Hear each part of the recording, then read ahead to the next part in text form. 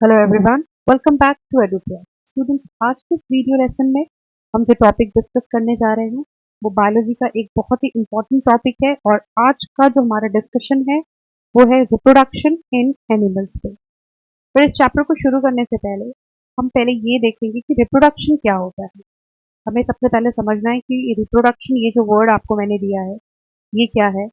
तो हमारा आज का जो वीडियो लेसन है वो टिपिकली 2 पॉइंट्स पे फोकस्ड कर रहा है। आज जो फोकस्ड है कंप्लीटली, पहला हम समझेंगे कि रिप्रोडक्शन क्या होता है और जो डिफरेंट मोड ऑफ रिप्रोडक्शन है वो कौन कौन से है, और उसका जो एक पर्टिकुलर रिप्रोडक्शन टाइप है वो हम आज डिस्कस करेंगे। तो ये 2 या 3 वीडियोस में ये आपका पूरा चैप्टर कंप्लीट होगा। मैं बहुत डिटेल में आपको ये सारी चीजें एक्सप्लेन करूंगी। तो सबसे पहले बात करते हैं स्टूडेंट रिप्रोडक्शन की। रिप्रोडक्शन क्या होता है पहले ये समझते हैं, उसके बाद हम आगे जाएंगे। स्टूडेंट, रिप्रोडक्शन एक प्रोसेस है। इनफैक्ट आप ऐसा कह सकते हैं कि इट्स अ बायोलॉजिकल प्रोसेस। एक बायोलॉजिकल प्रोसेस है जिसके जरिए कोई भी इंडिविजुअल जो है वो ऑफस्प्रिंग प्रोड्यूस करता है। क्लियर? ऑफस्प्रिंग प्रोड्यूस करने का मतलब हुआ कि वो अपने जैसे ही सेम काइंड को प्रोड्यूस करते हैं। जो मोस्ट ऑफ द ऑर्गेनिजम्स होते हैं वो मेटिंग के जरिए, यानी मेटिंग प्रोसेस के जरिए रिप्रोड्यूस करते हैं ऑर्गेनिजम्स को। अभी मेटिंग जो प्रोसेस होता है, यानी कि जो रिप्रोडक्शन का जो प्रोसेस है वो इसलिए जरूरी होता है क्योंकि ऑर्गेनिजम्स जो प्रोड्यूस होते हैं मेटिंग के जरिए या रिप्रोडक्शन के जरिए, उनमें जेनेटिक वेरिएबिलिटी होती है। यानी कि वो एक दूसरे से डिफरेंट नेचर के होते हैं, बिहेवियर के होते हैं, उनका जीन्स अलग होता है। तो जेनेटिक वेरिएबिलिटी जो मोस्ट ऑफ द ऑर्गेनिज्म में पाया जाता है वो इसीलिए पाया जाता है क्योंकि वो डिफरेंट ऑर्गेनिजम्स के जरिए रिप्रोड्यूस होते हैं। क्लियर? स्टूडेंट, अगर एक कंप्लीट डेफिनेशन की बात करें तो हम क्या कह सकते हैं कि रिप्रोडक्शन एक ऐसा प्रोसेस है जिसमें ऑफस्प्रिंग्स जो है वो प्रोड्यूस होते हैं और ये ऑफस्प्रिंग्स बायोलॉजिकली और जेनेटिकली सिमिलर होते हैं अपने पेरेंट ऑर्गेनिज्म के। ठीक है? तो जो जनरली, क्योंकि रिप्रोडक्शन जो है वो डिफरेंट मोड्स में डिवाइड हो जाता है, डिफरेंट मोड ऑफ रिप्रोडक्शन पाया जाता है, लेकिन एक जनरल डेफिनेशन की बात करें तो रिप्रोडक्शन एक ऐसा प्रोसेस है जिसके जरिए ऑफस्प्रिंग या इंडिविजुअल प्रोड्यूस होते हैं जो कि बायोलॉजिकली और जेनेटिकली सिमिलर होते हैं अपने पेरेंट ऑर्गेनिजम्स। क्लियर? तो क्योंकि आज का हमारा डिस्कशन है रिप्रोडक्शन इन एनिमल्स, तो हम एनिमल्स में होने वाला जो रिप्रोडक्शन टाइप है उसको ही डिस्कस करेंगे। आई होप कि आपको ये बात जो मैंने अभी डेफिनेशन बताई है वो आपको क्लियर है। यहाँ पर मैं आपको कुछ और इंपॉर्टेंट पॉइंट्स बताऊंगी जो काफी बार एग्जाम में होते हैं। स्टूडेंट, जैसा मैंने अभी आपसे कहा कि रिप्रोडक्शन जो है उस प्रोसेस के दौरान मीटिंग होती है पेरेंट ऑर्गेनिज्म में और फिर ऑफस्प्रिंग प्रोड्यूस होते हैं, और ये ऑफस्प्रिंग जो होते हैं बायोलॉजिकली और जेनेटिकली सिमिलर होते हैं। सिमिलर होने के बावजूद भी इनमें जो जेनेटिक वेरिएबिलिटी होती है वो प्रेजेंट होती है। क्लियर? अभी आपको यहाँ पे याद रखना है कि जो यहाँ रिप्रोडक्शन में मेल और फीमेल जो होते हैं उनके सेपरेट रिप्रोडक्टिव ऑर्गन्स होते हैं, और हम उन सेपरेट जो रिप्रोडक्टिव ऑर्गन्स होते हैं, यानी कि आप ऐसा कह सकते हैं कि जो रिप्रोडक्टिव ऑर्गन्स होंगे हम उनको क्या बोलते हैं? गोनैड्स। क्लियर? तो gonads are the reproductive organs, और मेल और फीमेल दोनों में ही सेपरेट रिप्रोडक्टिव ऑर्गन्स होते हैं। अभी ये गोनैड्स गैमीट प्रोड्यूस करते हैं। ठीक है? तो ये आपको याद रखना है कि जो गोनैड्स होते हैं ये प्रोड्यूस करते हैं गैमेट्स। क्लियर? फिर ये गैमेट्स आपस में फ्यूज करते हैं। फ्यूज होंगे साथ में, फ्यूज टुगेदर, मैं ऐसा लिखती हूँ ताकि आपको क्लियर हो। ये फ्यूज टुगेदर और फिर ये बना लेते हैं एक सिंगल सेल जिसे हम कहते हैं जायगोट। क्लियर? ये पूरा प्रोसेस हम डिटेल में डिस्कस करेंगे, बट मैं अभी आपको रिप्रोडक्शन ब्रीफ कर रही हूँ, डिफाइन कर रही हूँ, इसलिए मैंने ये पूरा प्रोसेस आपको डिफाइन कर दिया। तो रिप्रोडक्टिव ऑर्गन्स होते हैं मेल और फीमेल के, वो सेपरेट होंगे लेकिन हम उन्हें क्या कहते हैं? गोनैड्स। ये गोनैड्स गैमेट प्रोड्यूस करते हैं जो आगे चलकर फ्यूज होंगे, इनमें जो फ्यूजन होगा आपस में, तो फिर ये सिंगल सेल स्टेज में आ जाते हैं और वो सिंगल सेल स्टेज कहलाता है जायगोट का। अभी यहाँ पे एक इंपॉर्टेंट पॉइंट जो आपको याद रखना है, जो काफी बार किसी भी कॉम्पिटेटिव एग्जाम में, चाहे एसएससी का हो या फिर क्लैट का हो या किसी भी तरह की कॉम्पिटेटिव एग्जाम में काफी बार पूछा जाता है, एक टर्म आता है हर्माफ्रोडाइट्स। क्लियर? तो जो हर्माफ्रोडाइट्स होते हैं ये कुछ स्पेशल एनिमल्स होते हैं स्टूडेंट्स। ये कुछ ऐसे एनिमल्स होते हैं, आप ऐसा कह सकते हो कि few animals like snails, okay, snails आपको पता होगा, और स्लग्स। ठीक है, ये बहुत धीरे धीरे चलने वाले, आपने स्नेल्स और स्लग्स को देखा होगा।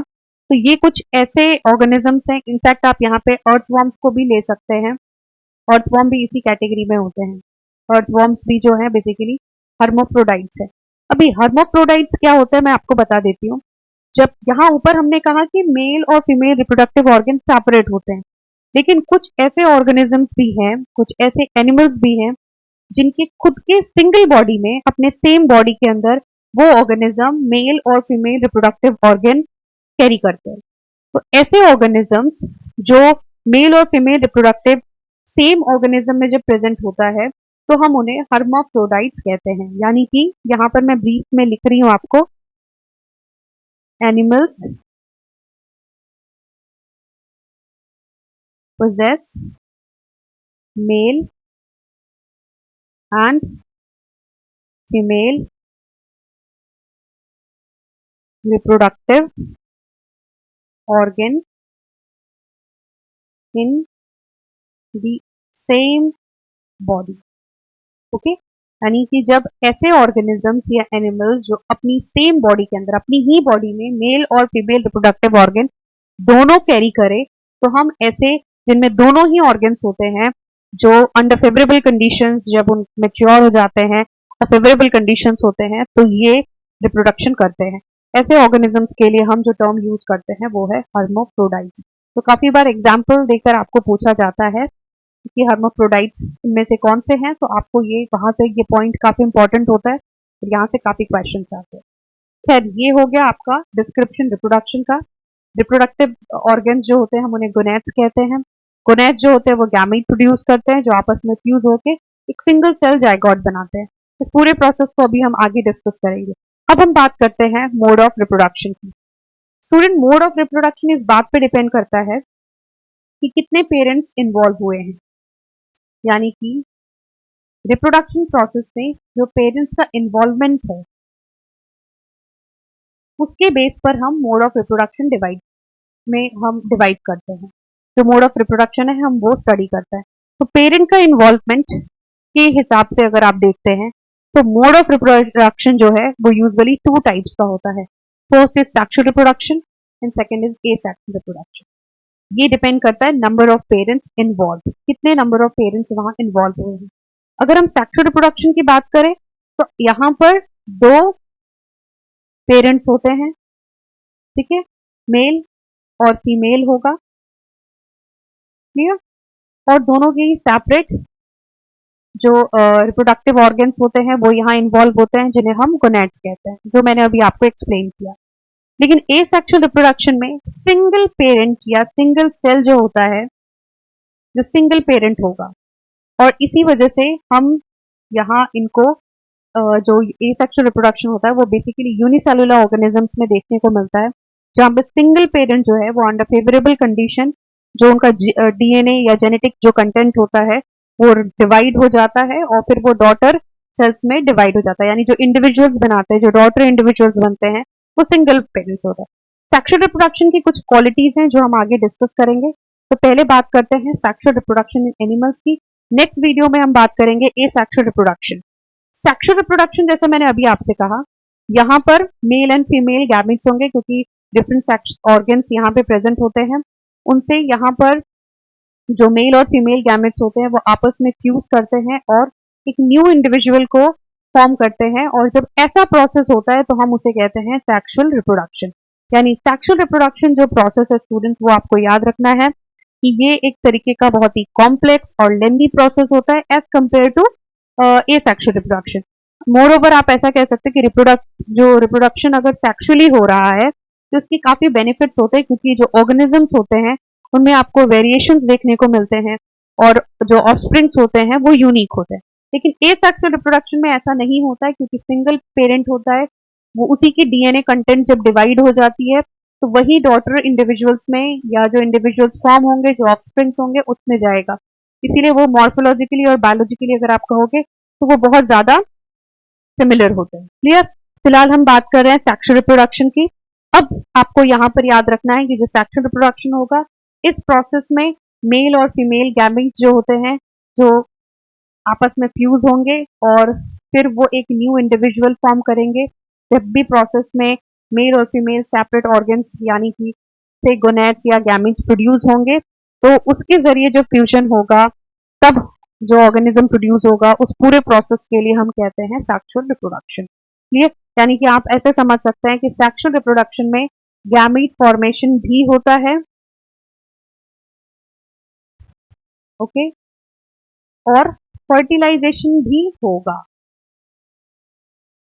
तभी जाइगोट बनेगा। जाइगोट जो है वो ब्लास्टुला गैस्ट्रुलेशन से होते हुए फाइनली पूरा एम्ब्रियो जो है वो डेवलप होता है और फिर एक न्यू इंडिविजुअल जो है वो फॉर्म होता है। क्लियर? लेकिन एसेक्सुअल रिप्रोडक्शन में गैमेट फॉर्मेशन नहीं होता है और ना ही कोई फर्टिलाइजेशन होता है। यहाँ सेल्स सेक्सुअल रिप्रोडक्शन में सेल्स माइटोटिक डिविजन के थ्रू डिवाइड होकर ब्लास्टुला गैस्ट्रुला स्टेजेस से होते हुए एक पूरा एम्ब्रियो डेवलप करता है। लेकिन एसेक्सुअल रिप्रोडक्शन में ऐसा कुछ भी इन्वॉल्वमेंट नहीं होता है, कोई माइटोटिक डिवीजन नहीं होगा, वहां गैमेट फॉर्मेशन या फर्टिलाइजेशन नहीं होता है। क्लियर? अब हम सेक्सुअल रिप्रोडक्शन की बात करने जा रहे हैं, जो आज का हमारा बेसिक टॉपिक है। Student, sexual reproduction in animal जो है वो एक कॉम्प्लेक्स और लेंदी प्रोसेस होता है।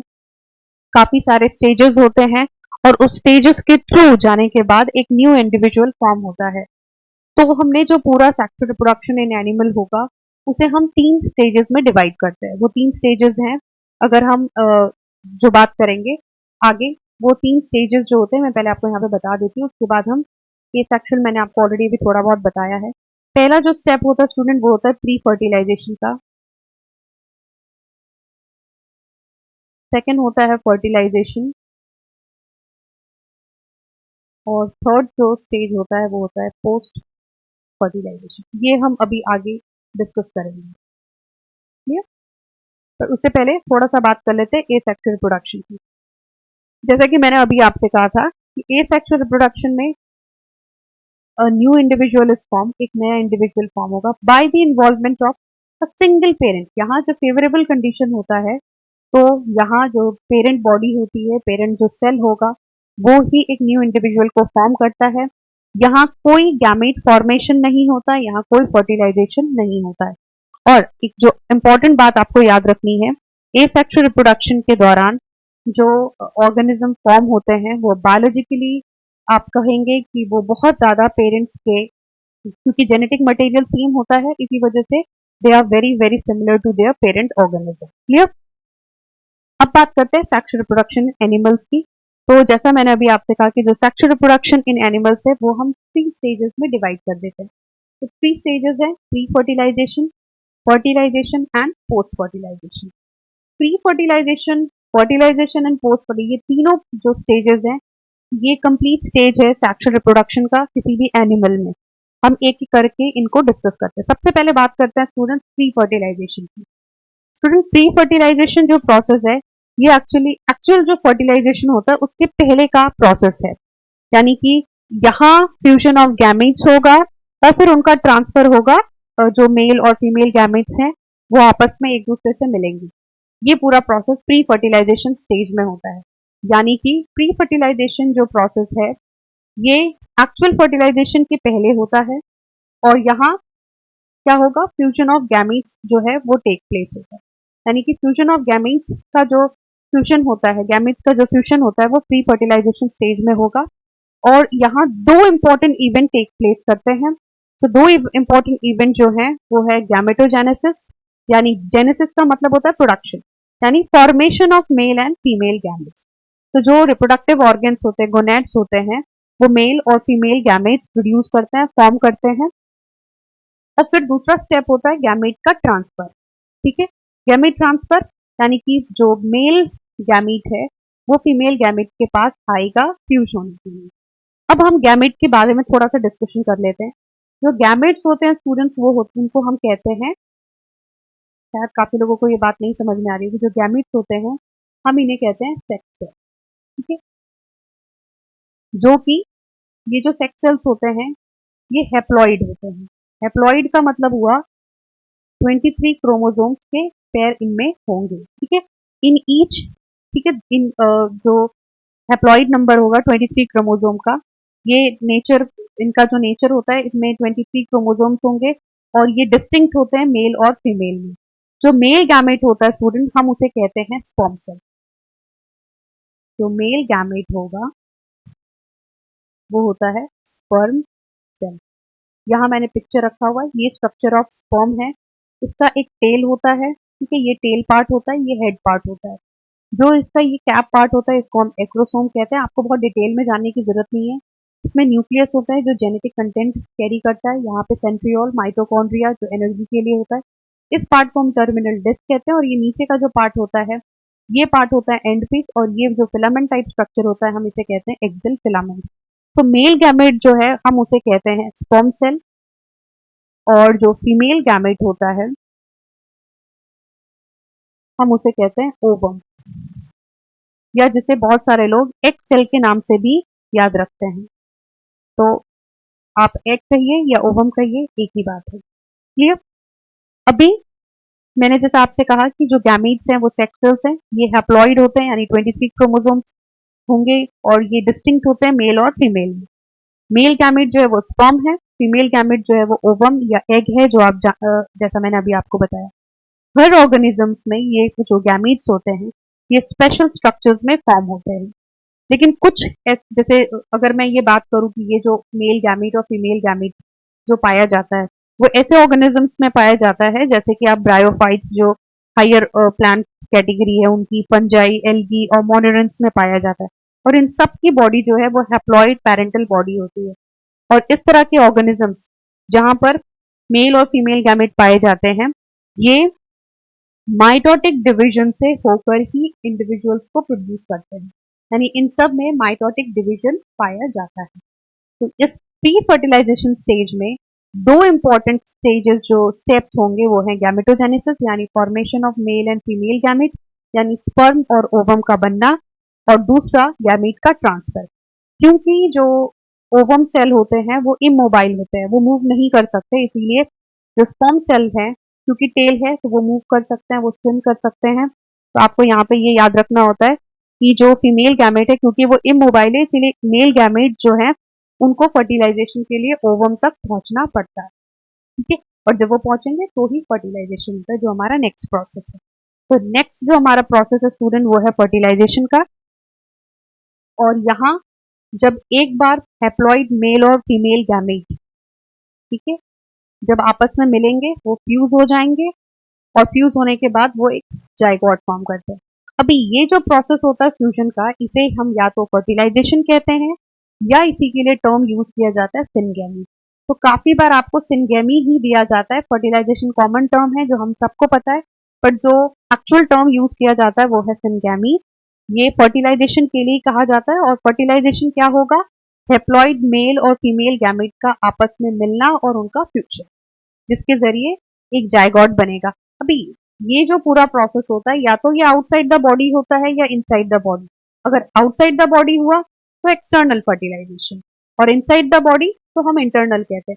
खैर हम एनिमल्स की बात कर रहे हैं, इसीलिए यहाँ पर आपको याद रखना है कि इनमें इंटरनल फर्टिलाइजेशन पाया जाता है। क्लियर?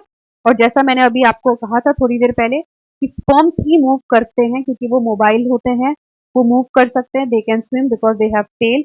ओवम सेल जो है ये स्पर्म सेल है,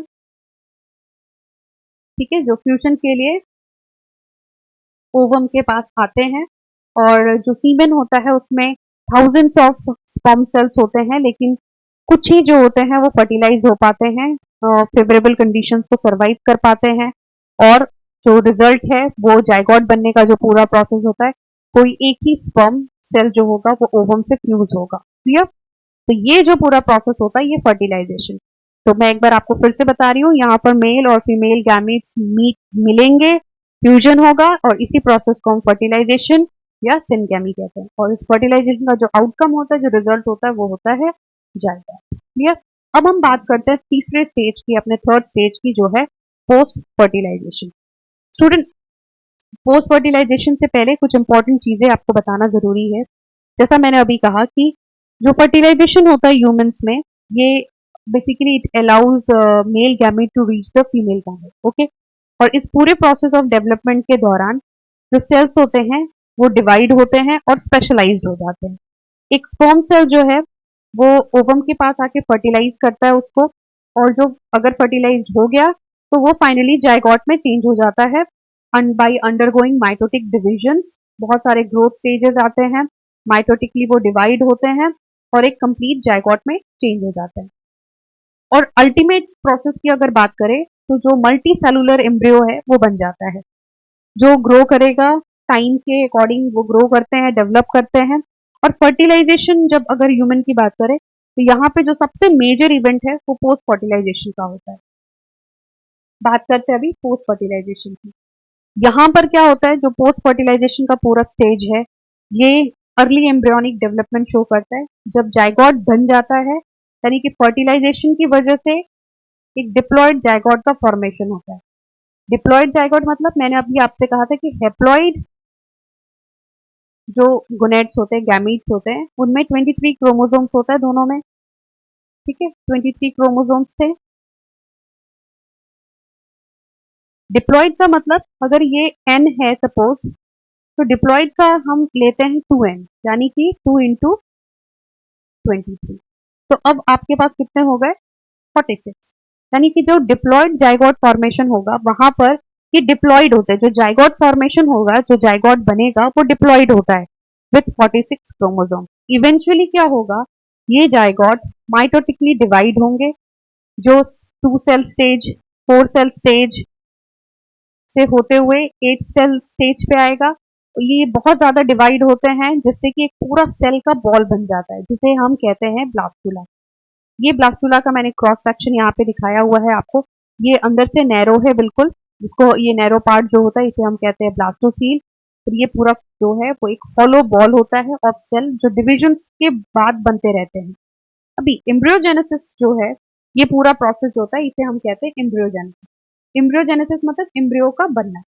ड्यूरिंग एम्ब्रियोजेनेसिस जो सेल होते हैं वो डिफरेंशिएट होते हैं और अकॉर्डिंगली मॉडिफाई होते जाते हैं। जायगोट डेवलपमेंट इस बात पे डिपेंड करता है कि मतलब कि ऑर्गेनिज्म की, वो ऑर्गेनिज्म कौन सा है और उसकी लाइफ साइकिल क्या है। क्लियर। यहाँ इसके बाद जो ब्लास्टोसील है उसके बाद वो और डिवाइड होते हैं और गैस्ट्रुलेशन प्रोसेस आ जाता है। गैस्ट्रुलेशन अब मैं आपको वहां पे ब्रीफ करूंगी कि जो गैस्ट्रुलेशन प्रोसेस है वो क्या होता है। गैस्ट्रुलेशन का जो प्रोसेस है ये हाईली आप कह सकते हो कि हाईली कोऑर्डिनेटेड सेल और टिश्यू मूवमेंट होता है यहाँ पर। और जो सेल्स होते हैं वो ब्लास्टुला जो होगा, सेल जो ब्लास्टुला के जो सेल्स होते हैं वो माइटोटिकली डिवाइड होने के बाद बहुत अच्छे से रीअरेंज हो जाते हैं। और गैस्ट्रुलेशन के दौरान जो सेल्स हैं वो स्पेसिफाइड होंगे पोजिशनली, और ये मल्टी लेयर्ड हो जाते हैं, यानी कि इनमें डिफरेंट जर्म लेयर्स जो हैं वो डेवलप होने लगते हैं। तो अर्ली स्टेज होता है डेवलपमेंट का, वहां एम्ब्रियो जो है 3 लेयर्स में डिवाइड हो जाता है, और वो 3 लेयर्स होते हैं एक्टोडर्म, एंडोडर्म और मीजोडर्म। ठीक है, यहाँ पे ये पिक्चर में थोड़ा सा क्लियर नहीं है, लेकिन ये 3 लेयर्स में डिवाइड होता है। वो 3 लेयर्स कौन कौन से हैं? एक्टो जो सबसे बाहर का लेयर होता है, आउटर, ठीक है, उसके बाद मीजो जो मिडल लेयर होता है, और एंडोडर्म जो कि इनर होता है। ठीक है, अभी ये जो 3 लेयर्स होते हैं ये आउटर स्किन के डेवलपमेंट के लिए होते हैं। आउटर स्किन का जो डेवलपमेंट नेल और बाकी चीजें हैं उनके डेवलपमेंट में हेल्प करता है। मीजोडर्म जो है वो टिश्यूज और बाकी चीजें, ब्लड लिम्फ, इसके लिए हेल्प करता है। और एंडोडर्म जो है वो अंदर के जो ऑर्गन्स होते हैं उनके डेवलपमेंट में हेल्प करता है। यानी कि जो गैस्ट्रुलेशन का प्रोसेस होता है वो पोस्ट फर्टिलाइजेशन का एक इम्पॉर्टेंट स्टेज है, जहां पर जो सेल्स होते हैं वो डिवाइड होने के बाद वो उनमें रीअरेंजमेंट होता है, वो मल्टी लेयर्ड हो जाते हैं, स्पेसिफाइड हो जाते हैं। और जो डेवलपमेंट है एम्ब्रियो का वो यहाँ पर बहुत ज्यादा स्पेशलाइज्ड होता है, क्योंकि वो 3 लेयर्स में डिवाइड हो जाते हैं, इनमें काफी जर्म लेयर्स डेवलप होने लगती है। और वो 3 जर्म लेयर्स है एक्टोडर्म, मीसोडर्म एंड एंडोडर्म, जो स्पेसिफिक फंक्शन कैरी करते हैं। एक्टोडर्म जो है वो आउटर कवरिंग यानी जो स्किन लेयर्स इनकी जो फॉर्मेशन है उसमें हेल्प करते हैं, जबकि मीसोडर्म जो है वो मिडिल लेयर्स के इन्वॉल्वमेंट में हेल्प करता है। और एंडोडर्म जो है वो इनर ऑर्गन्स जितने भी हैं उनके फंक्शन के लिए रिस्पॉन्सिबल होते हैं। तो ये पूरा प्रोसेस होता है आपका पोस्ट फर्टिलाइजेशन का। तो मैंने जो पूरा फर्टिलाइजेशन का 3 स्टेज जो हमने डिस्कस करना था वो कंप्लीट हो गया। आई होप कि आपको ये पूरा प्रोसेस क्लियर है। नेक्स्ट वीडियो लेसन में हम बात करेंगे एसेक्सुअल रिप्रोडक्शन की, कि किस तरीके से ऑर्गेनिजम्स में एसेक्सुअल रिप्रोडक्शन होता है और कौन कौन से डिफरेंट प्रोसेस हैं जिसके जरिए ऑर्गेनिजम्स जो है वो एसेक्सुअली रिप्रोड्यूस होते हैं। Till then take care, good bye.